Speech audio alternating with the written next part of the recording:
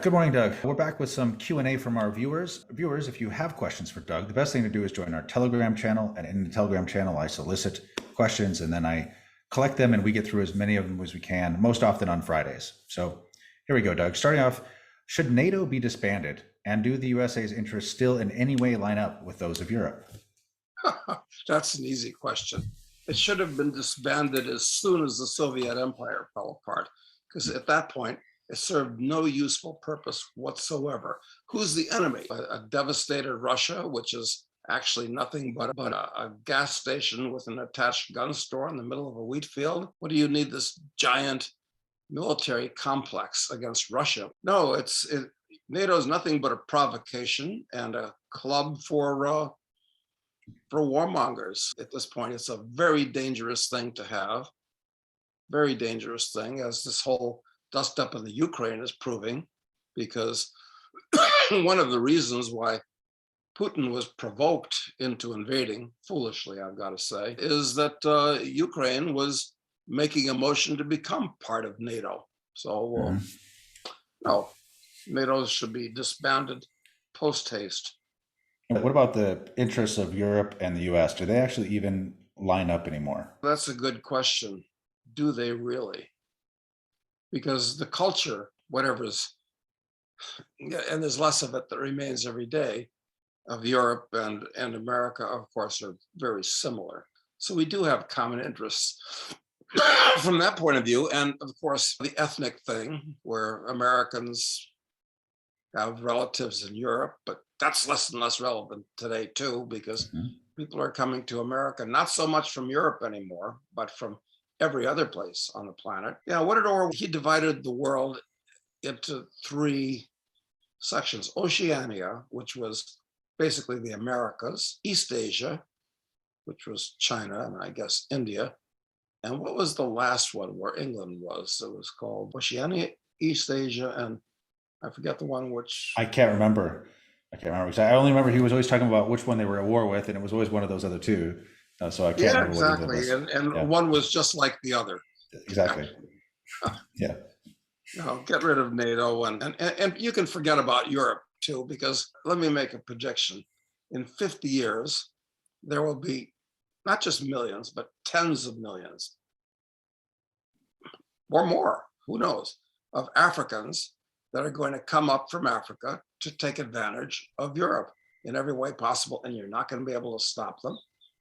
And at that point, I always said that Europe was going to be a petting zoo for the Chinese.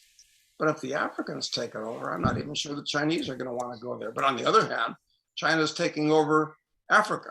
So it's going to be quite a kaleidoscope.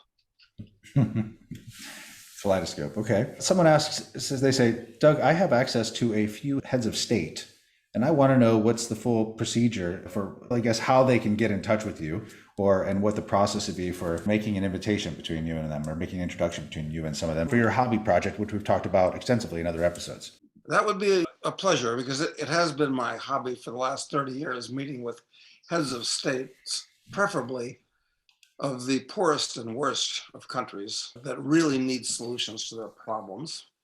And I'm pretty experienced in it at this point. Listen, why don't you reach out to us via Telegram or whatever it is, Matt? And yep, I'll send him my thing right now, so you can send it directly to me. Yeah, and let's talk about it. What's the country? What's your connection with them? Is it going to be a good introduction? Yeah, let's proceed. I love it. Always fun to explore. Okay, let's see. Next question. What's your opinion on the future of Brazil and its economy? Can Brazil ride this commodity boom again like it did in 2000 through 2011? Can Bolsonaro win the next election and keep the globalists out? What are your thoughts? All I know, and nobody knows anything, is what I read in the paper. Of course, Brazil is not so far across the border from us here. And we've got, at some point, after all the rest of these COVID restrictions drop, we can just drive across the border. They don't even have customs and immigration when people go into Brazil from Uruguay, or they didn't used to. I guess they do now. And we could drive up to southern Brazil, which I've been all over Brazil a number of times, but never to the best part of Brazil, which is the part right next to Uruguay. So the answer to the question I hear from what I read is that the Brazilians are going to re-elect Lula, which shows you how degraded the average voter is. The kind of people that they elect Trudeau, they elect Biden, they elect that communist in New Zealand, they elect a communist in Chile. So yeah, we'll probably win. It's been, good and peaceful and prosperous for too long. So, the chimpanzees have to screw it up. So on the other hand, Brazil's a giant country. So it's hard to screw up anything that big and that diverse. But the very fact that it's so diverse is that I don't doubt that eventually Brazil is going to split into at least 2 or 3 separate countries, because it really is. The southeast of Brazil is basically, and the northeast of Brazil is basically the Caribbean or Africa. So where all the slaves were. So they're culturally, ethnically very different, and they don't like each other. It's funny about Brazil because it was the last major country in the world to abolish slavery. They abolished slavery, and I think the year was 1888, but it was in the 1880s. So it was the last in the world to do it. And of course, it's always been said that the racial thing doesn't exist in Brazil. And yeah, that's true, but it's really not true, because it's just under the surface. So I don't know. But listen, if you're an American who's going to have a baby, what you should do is have an acre baby and have the baby born in Brazil. That's one recommendation I can give you about Brazil, because then as the father or mother of a Brazilian child, you can become a Brazilian in a year, and it's a very good passport. And a great alternative in all ways. Do you think the commodity boom there, will it benefit Brazil as much as it did during the early 2000s? Yeah, usually. Yeah, because Brazil is absolutely. I think after the U.S., there's the U.S., Brazil, and Argentina are the big exporters of soybeans in the world. So it's huge there. It's huge in all kinds of coffee, sugar. Yes, it's commodity heaven. So Brazil should do relatively well in these years. Okay, good. Next question. The state has a monopoly on coercion. Can Doug give a couple of examples of mass punishments for people that were a threat to the state in history? Yeah, just a couple. You have to think about that for a moment, but you don't have to think about it for more than 2 milliseconds when you think about it. Look, what are the gifts of the state to its subjects? Wars, pogroms, persecutions, prescriptions. Where should we start? Let's see. Recently, the Cambodian government was responsible for killing about 1/3 of the population of the country, 2 million people, but nobody knows. Those are rough numbers. The Chinese government, through the Great Cultural Revolution and the Great Leap Forward, both wound up killing 40, 50 million, who knows? But at least that order of magnitude kind of people, probably more. Soviet Union with the Holodomor, and it's killed tens of millions. Oh, and let's not forget the government of Germany from 1933 to 46. They did their share. And you can go back to governments as far as Genghis Khan committing all governments commit mass murder for one reason or another. And all governments suppress minorities that are not held in high regard by others in the country. No, what are you talking about? The government is the enemy. Government is as an institution. It's not just a bad government. We got to get good guys into government. That is not the answer. The institution itself is evil and corrupt and destructive by its very nature. But on the other hand, we're not going to get rid of it, because I think the humans are afflicted with the psychological aberration where we all figure we need leadership to keep things in order and to fight the bad guys and on and on and on. So that said, I'm very pessimistic. I don't know if that answers the question or not. Yeah, you gave definitely a couple of examples where governments have punished masses of people who disagreed with them. So I think that pretty much covers it. And there's no reason why that we shouldn't expect that in the future. It happened in the past pretty consistently.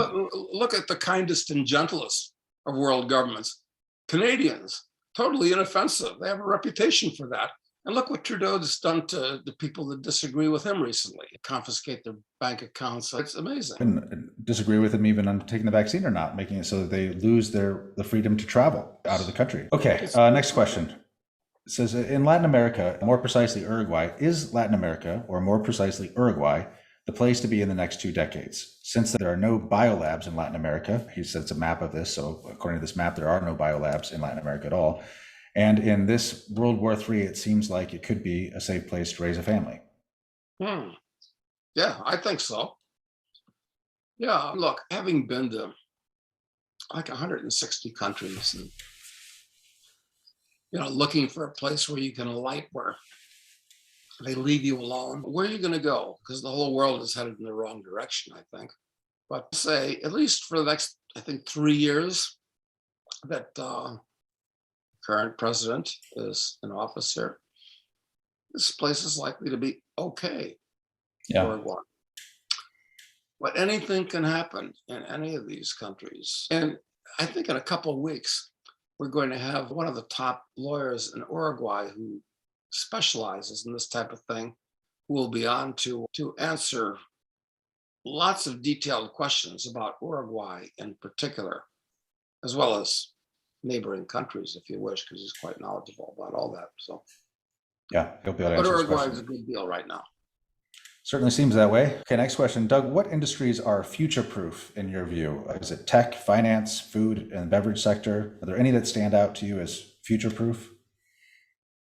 Not sure if I want to look at industries, really. I think what you got to do is look at yourself and gain as many skills and abilities as you possibly can, especially while you're young, when you tend to be much more of a sponge and much more active and aggressive. So it's shameful. I forget about industries and just think about what you can do for yourself. And it's absolutely shameful. That old song, "Youth is wasted on the young." Well, Yeah. okay, you want to have fun. Yeah, that's true. But at the same time, you can have a hell of a lot of fun, drink and party and get laid, and still go out and be active, learning everything aggressively. Think about that more than the industry. Good way to think about it. Yeah, I totally agree.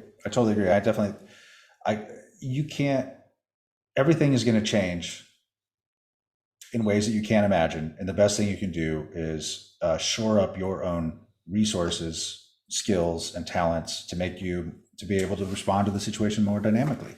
That makes sense. Yep. Okay. Yep, that's all you can do.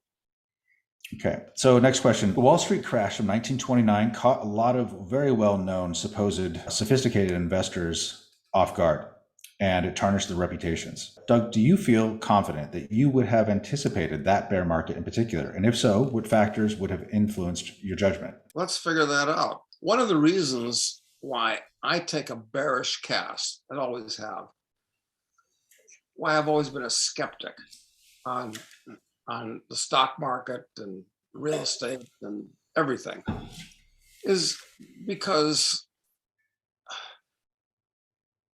reading a lot of history, which I've always done, trying to think about why,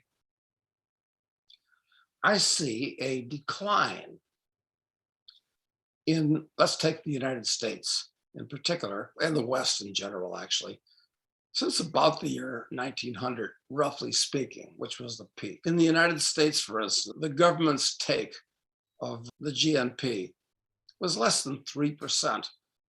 And the government in Washington, D.C. was just a distant and minor nuisance, frankly. And you could do anything you wanted to, basically, in the United States.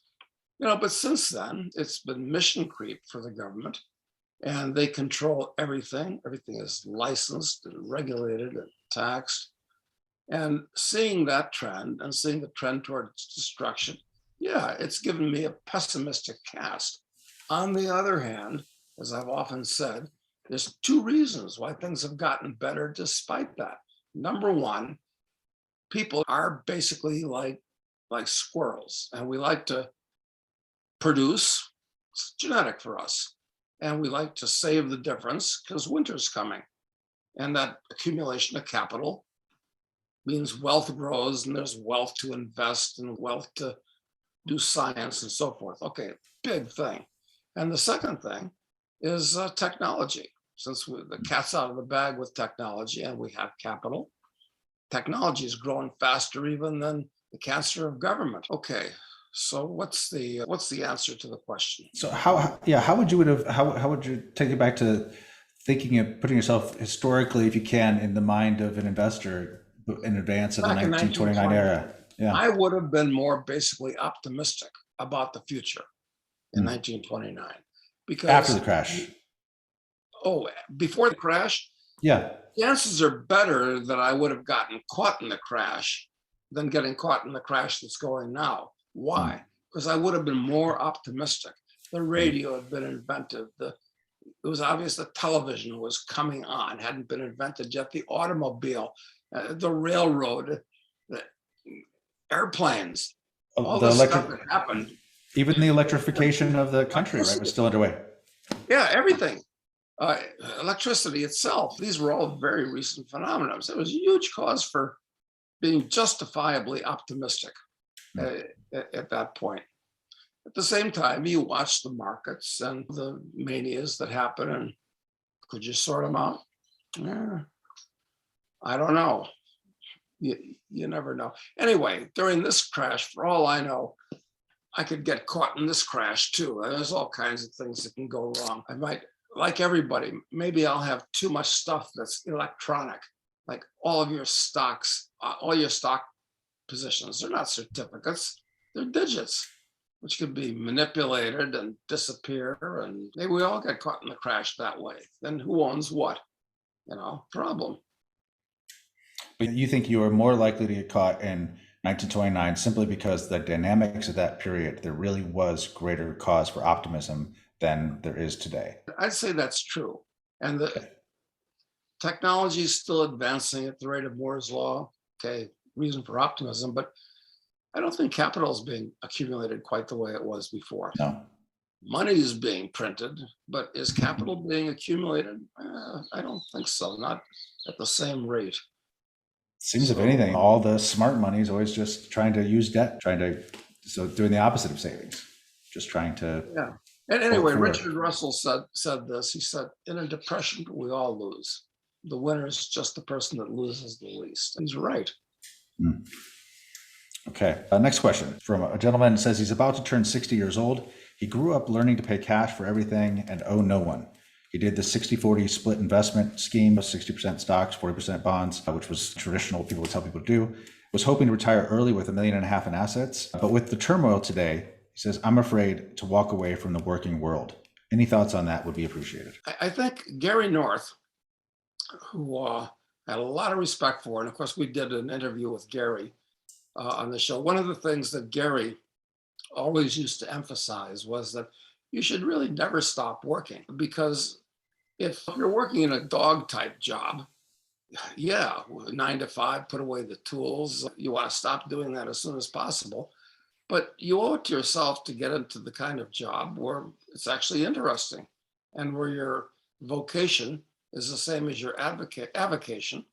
And you don't really want to retire because it keeps you active and involved, and you're not just sitting on a park bench feeding the pigeons. Nothing wrong with that. It's fun. At that point, there's no real point to life, and your body's gradually fading away. So you shouldn't stop working. And if you're going to stop working in your old job, requalify yourself to do something productive. You'll feel better if you can do something productive. Yeah, I think the whole this notion of retiring, so living this productive life, and then at some point stopping that altogether and to live a life of supposed leisure, whether it be on the golf course or something else. I just think it's such a false thing anyway. So it's not a worthwhile pursuit, is what it always seemed to me. It's if you should be able to incorporate leisure, hopefully, into your active life before that, before you actually hit that golden age of retirement. And if you feel not productive, it's really hard to see what the point of living is. I think if you don't feel like you're doing anything, if there's not something in that day that you're interested in thinking about or acting on, or a project you're working on or something, I think it's like the beginning of the end. Yeah. Yeah, that's true. And also, it does lead to another question. It's that, let's say you got $1.5 million with inflation running 20% and the markets going up and down like an elevator with a lunatic at the controls. I mean, you can't be sure that you're going to keep that $1.5 million. Well, you got to think you're losing 10% of it a year. That's almost a conservative estimate at this stage, unless you count on speculation gains offsetting it. Yeah, and everybody's going to be forced to be a speculator in the years to come, but most people are not psychologically suited to be speculators, and they haven't educated themselves to be successful at it. So that's why most people lose. It's a real problem and I understand you've got to confront this.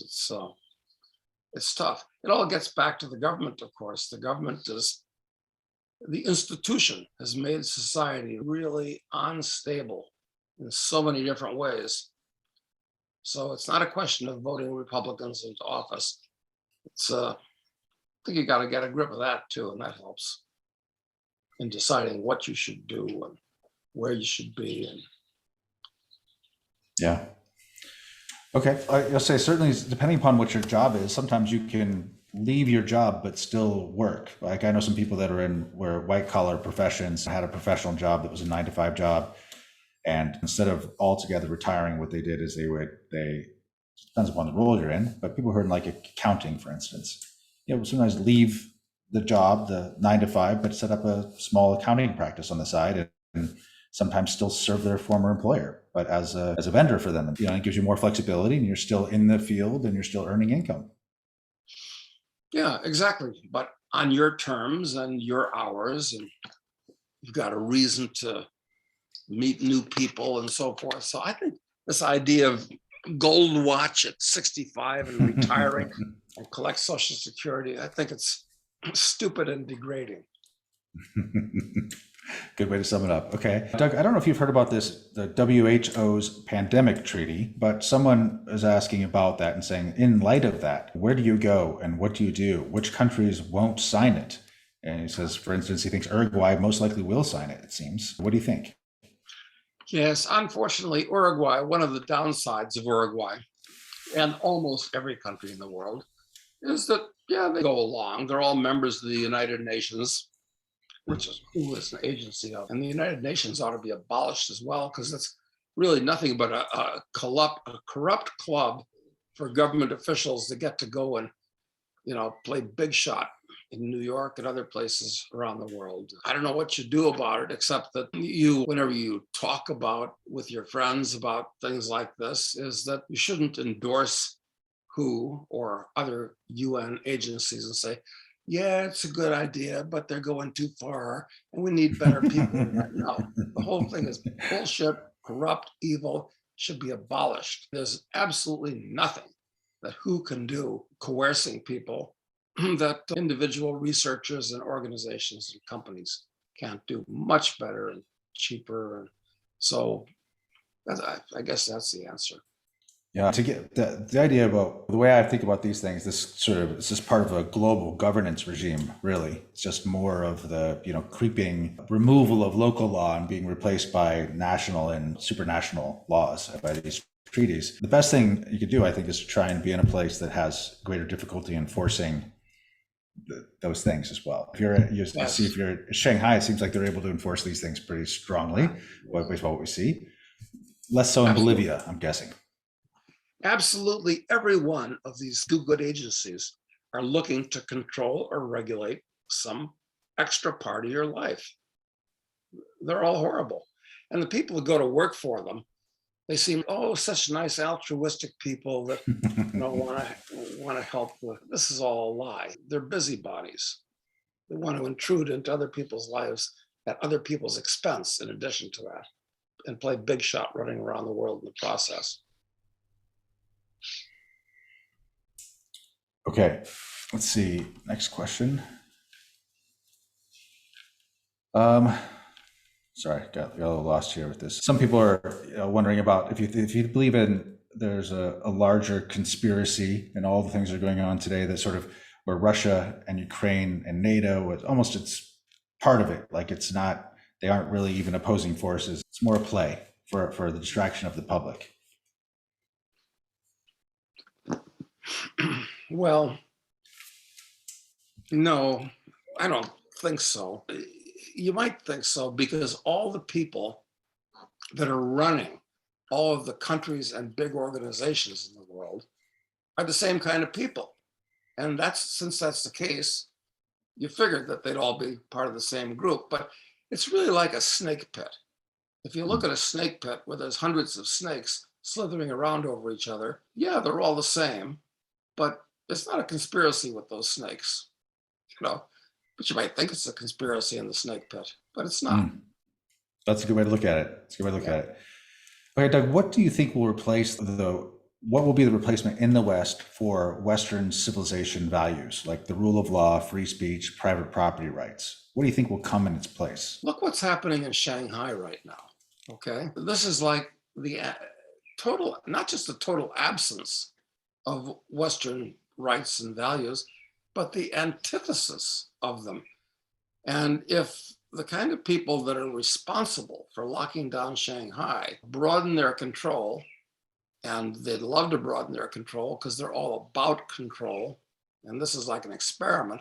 I don't know what's going on in Shanghai, quite frankly. I don't think anybody knows, or who's giving the order, or who's behind it, or for that matter, how 25 million Chinese all roll over on their backs and like whip dogs and wet themselves and let themselves be locked in their apartments and starved to death. They all ought to grab a meat cleaver and run out into the streets and take care of business is what they should do. Yeah, so we need to get a copy of at least the first few chapters of Gulag Archipelago into their hands and just see the way this thing ends. Yeah, exactly.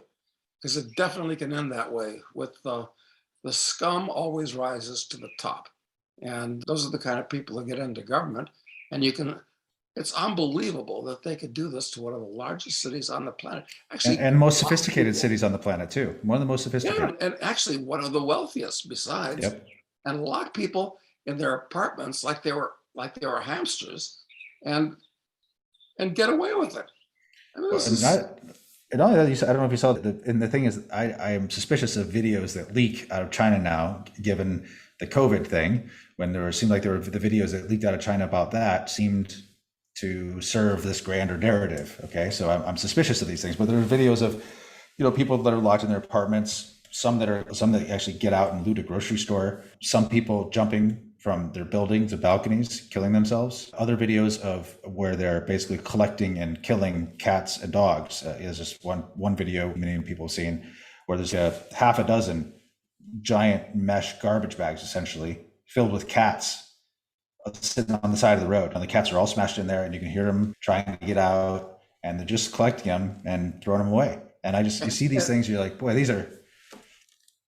Yeah, the actual lowlifes that are actually doing that, the peons on the ground, before they're executed, which the people should find out, now who gave you the order? And they should go right up the chain. Maybe it'll take them as far as Xi Jinping.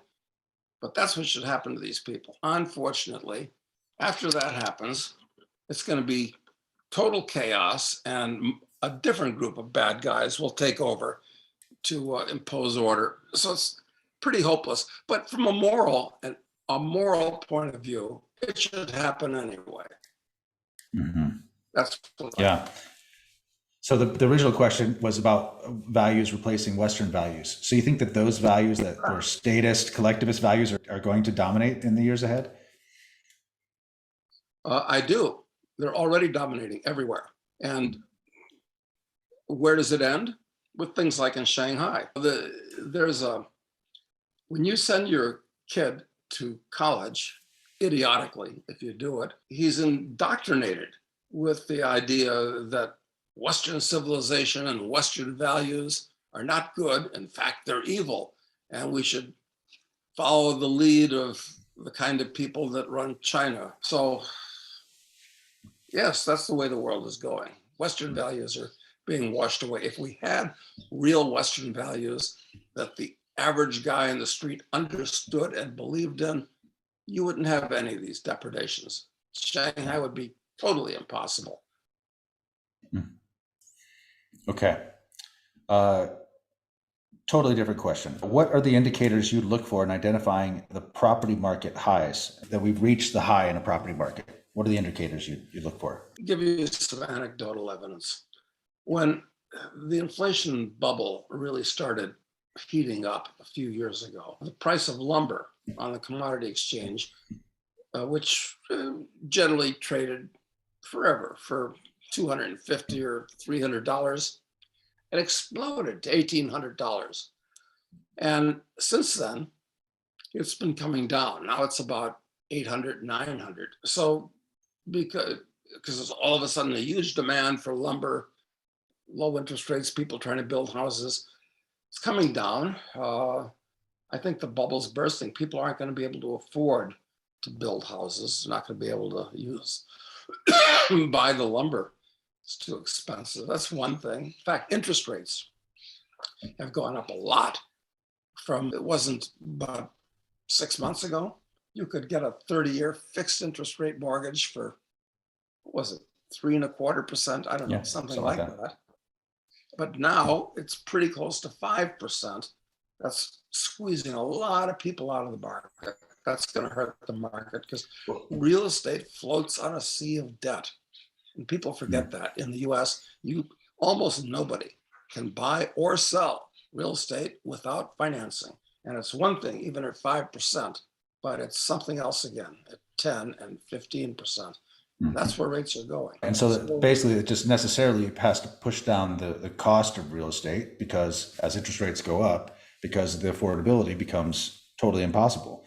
And I think it's hard when you see the interest rate changes, when you think about it as going from 3.25% to 5%, it's hard to see. It doesn't seem like it's that different, but on what your payment is per month basis, that's like a 30% increase in your payment or something like that. It's a dramatic change in what people's obligation to pay each month, which makes things totally unaffordable. Yes, and the cost of construction is exploding. Aluminum has doubled, steel, zinc, copper have doubled. Wood is still close to triple what it was before the boom started. And this is all going to filter down. Plus, it's going to be harder. It already is harder because the cost of shipping a container from the Orient to the West Coast used to be $3,000. Now I understand it's $25,000 to get that container delivered. So costs of the goodies from China are going up. So no, I think the real estate bubble is bursting. On the other hand, you do want to own some real estate, but you don't want to own an apartment like those in Shanghai. You can get locked into it. You Exactly. want to have a freehold piece of land, at least a few acres or more, out of an urban area, not too close. That's good advice. Obviously, I took it. Okay, next question. If you were a German national living in Germany with 2 kids, whose professional training, a plumber and chemical technician, he says, is still underway but scheduled to end in 2023, would you wait until then, or would you get out of Dodge to South America now? They can continue there. I presume the nature of their training is excellent in Germany, but other than a consideration like that, I'd get the hell out of Germany first and foremost. Yeah, and also you could do some things to, at least you're not going to just leave a place if you haven't spent time in wherever you're thinking about in South America in advance. You don't know the area, you don't have a plan there, you don't have property there, you don't know anyone there. Like, you're not going to just leave. It would be a mistake to just jump into that. If nothing else, if you're going to stay during this time between now and 2023, use that time to, as best as possible, get your setup right where you hope to land in the future. You can start working on it today. Right. That's absolutely right. You should be taking vacations of as long as you can and exploring places in Latin America. That's right. And I think that southern Brazil, Paraguay, Uruguay, I'd like to say, would like to have said Argentina and Chile, but they're just too screwed up right now. That's where you should be going, and so that you're grooved in by the time you make the move. Yeah. Someone asked about Paraguay also. So since I don't remember see that question right now, but I'll summarize what I remember of it. Just asking your opinion on the country, and then specifically what entrepreneurial or business opportunities you may be aware of in Paraguay. Do you know anything about it?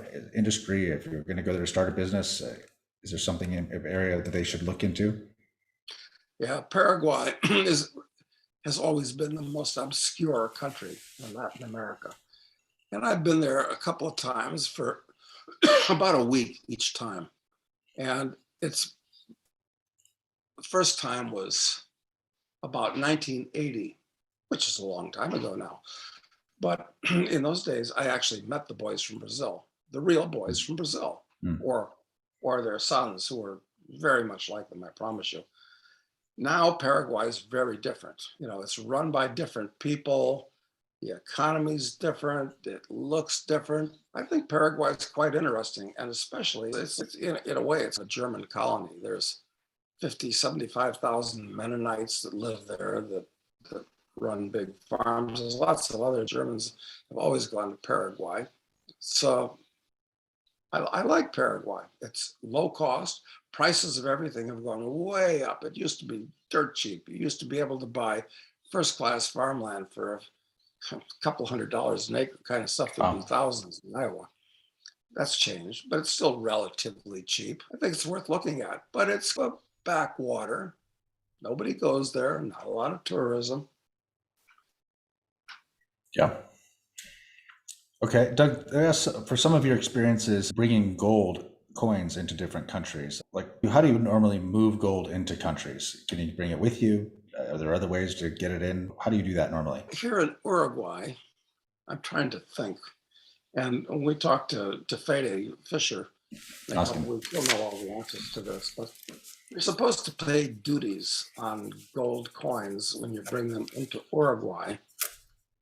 And I think silver coins too. So the best thing is, instead of probably making a mass shipment that every time you come down, you just bring some more gold with you gradually. Depends on how much you travel. And when you travel with gold coins anywhere, I used to, like everybody else, I used to like Krugerrands and Eagles and Maple Leafs, the 1 ounce ones, but no longer. The only ones I buy now are the 1/4 ounce size, because they look like small change when it goes through when your briefcase goes through the scanner, X-ray machine.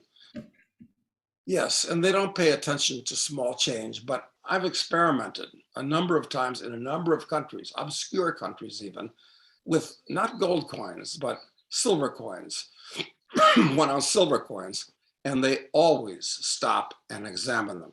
Silver, okay, it's not worth anything. $20, $25. But if they were gold coins, they ask questions. And this is sub rosa. They don't talk about it, but you will be questioned. I can almost promise you, if you're carrying a lot of big identifiable gold coins across borders these days. And if you're over the limit over the import or export rules and you don't declare it, then you can get yourself in a lot of trouble. And I think you and I may remember that person who ended up in a Mexican jail, who we both knew years ago. So it happens. That's right. He was bringing, yes, exactly. So think these things out. Okay, next question.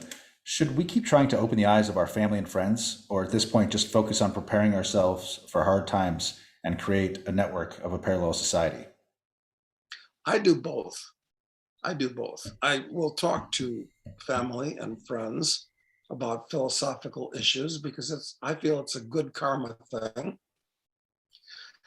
And it's usually just speaking to the wind, where you can't convince anybody of anything. But as Jesus, who is called the Christ, said, let those who have ears hear. And occasionally somebody will cotton on to what you're saying, and pursue it. And it's a good karma thing. So that Yeah. it's not like anybody can accuse you of having, once again, hid your light under a bushel. Yeah. Making a religious reference. You're one after another today, Doug. I know. No wonder Christianity caught on, because it's got all these good aphorisms. I try to do the same thing, but at the same time, I don't drum this into anybody, and I look out for number one first. First me and my family and my friends, and that's what you should do. Well, I think Forget about the unwashed masses. They have a life of their own.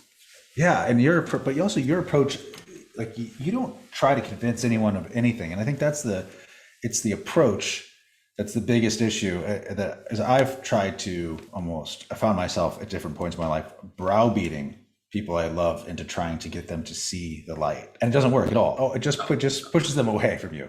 So it's your approach to convincing is what I think is where it really works. Is that you ask questions. Exactly. My personal approach that I've worked out and works for me is I'll make a statement explaining my beliefs. And then if we want to pursue it from there, the best way to pursue it is the Socratic method. Ask questions. Don't tell them anything anymore. Just ask them questions, questioning what they're talking about so they can explain it to you. And then ask more questions instead of saying, you're wrong. It's unproductive. Yeah, it doesn't do any good at all. Yeah, let's see. I'm just looking for here another one or two questions here to wrap up with. Doug, do you have any thoughts on the elections in Hungary or the upcoming election in France? Viktor Orban seems like within the context of European politicians, a pretty decent choice. Tucker Carlson's always promoting Orban, which is He likes him a lot. It's funny. Carlson's he doesn't really have a philosophical core. He does, but anyway, I think that Orban's fine. And I'm very much, once again, within the context of European politicians. Le Pen is a vastly better choice than Macron, who's surely one of the worst human beings on the planet at this point. So I only hope that if Macron wins, if Le Pen wins, she'll spread a little bit of sand on the slippery slope that France is sliding down. But it's pretty hard to reverse the big trends of history, I fear. Yeah, I think that's the best case they can do is slow it down. How well organized do you think the globalists are? Now, they present themselves as infallible, the questioner says, specifically when they say things like, you will own nothing and be happy. It sounds like they're almost 100% certain that's the way it's going to be. Do you think that, how big of a boogeyman or a real threat are these globalists like Klaus Schwab? Yeah, it's funny. You'd think, how bold are these people that they'll make a statement like, you will own nothing and you will be happy. And then it's almost like a self-parody. It looks like Dr. Evil saying that. But then it turns out that Apple is looking at not selling their machines anymore, but pay as you go. Renting them. Yeah, a leasing program or some kind. Yeah, so licensing. Actually, you won't own anything. And then you hear these stories, apparently unrelated, but who knows, of Blackstone, which has come out of nowhere. Remember, Goldman Sachs used to be the world-controlling evil squid. Yes, exactly. Now, out of nowhere. It's BlackRock, isn't it? Blackstone's another one, I think. BlackRock. Yeah. Yes, exactly. Larry Fink. Right. And I confuse that with Blackwater, too. Yeah. All these big evil organizations. Right, same shady businesses, yeah. I don't know what's going on here. I really don't. I just try to insulate myself from these people as much as possible. Yeah. Whether you think that there's some grand conspiracy and that the strings are being pulled by everyone in this coordinated plan that's driving everybody into a slaughterhouse or something, whether you believe that's possible, that's what's happening, or you believe the trend is just moving in a direction for whatever reason, because civilization moves in cycles or whatever, that is unfavorable to individual freedom and liberty. I think that trend can exist without there being a global conspiracy orchestrated by people like Klaus Schwab. It's possible, certainly. So either way, though. Right. I mean, like the deep state in the US, it's not a conspiracy as such. It's just people that they generally believe the same things. They have the same interests. They go to the same schools. think more or less the same, and birds of a feather flock together. Yeah, that's the way it is. But I wonder if Deagle, remember that Deagle report a couple of years ago? We'll see if they turn out to be right or not. What were they talking about? This disaster happening in 2025 or whatever? Yeah, that was the next. That was the census that they listed. I think was the next the prediction of populations at that point. Wasn't that what we're talking about? I'll have to look at. I'll have to look at the article Oh, it's that I wrote about it. I don't remember the facts of the report, but it was rather ominous. It was written with that same sort of confidence that you will own nothing and be happy is written. Yeah. You know, it was like, this is how it's going to be. Make the most of it. Exactly. Yeah. Yeah. Talking about that horrible Klaus Schwab, it turns out that his butter boy, his kind of intellectual gopher, is this guy Harari, who's written these books, which the books are actually okay, but they don't make any cosmic breakthroughs. To me, it seems like, yeah, they're stating the obvious. What were they, Sapiens, and what was the other one called? Homo Deus.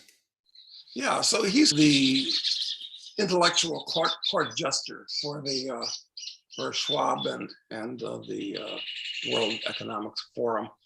Yeah, these people are everywhere promoting these memes, and the average chimpanzee repeats them. Here's something interesting that I like listening to Mark Dice's things on YouTube.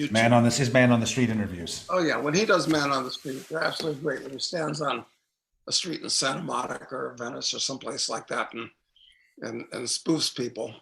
And the most recent one is he's standing there saying, he's got his board and his pen. He says, we're taking a petition that Amazon shouldn't be allowed to sell the Bible anymore, because a lot of people are offended by the Bible, and they say things in the Bible that make people uncomfortable. And he's got a good rap about this. And so this last one, he interviews probably a dozen people, and all but two of them sign something saying, yeah, I'll sign that. This is how stupid the average American is. They'll go along with anything. So yesterday I had lunch with my friend Aldo, who I know you've met, this Uruguayan professor here, and he's a very philosophical person. Remember, he was talking to us about Plato that one day at lunch. It was very interesting. He talks about the concept of whether or not the culture is one of a oral tradition or one of a written tradition, and he's like, for most of human history, it was an oral tradition, and it was the period of great science expansion, of enlightenment, all that came during a transition into a written tradition. And in any case, he says he believes that we're just falling back into this oral tradition, and that Twitter is it's oral. And he said, and basically the thing he said that I found really thought-provoking was, in a world of oral tradition, narratives can only be repeated. That's all you can do is repeat a narrative. So there's no improving it or building on it or anything like that. It's just, here's the talking point, and it just all you can do is say that talking point over and over again. All you can do is repeat the narrative. And that, it does feel like we're a part of John Robb's whole network theory and the swarm stuff. It does seem like that in that oral tradition, people are just fed something to say and they say it. And that's the only thing they can do. It's an interesting observation, because it seems that people really don't read books so much anymore. They watch videos and listen to podcasts and watch TV. Yeah, but see, even that is the long form of the oral tradition, the things you're talking about. The short form is Twitter and Instagram. So Twitter is just these short 100 and 280 character messages, very simple to read, lots of them, all fed to you by an AI.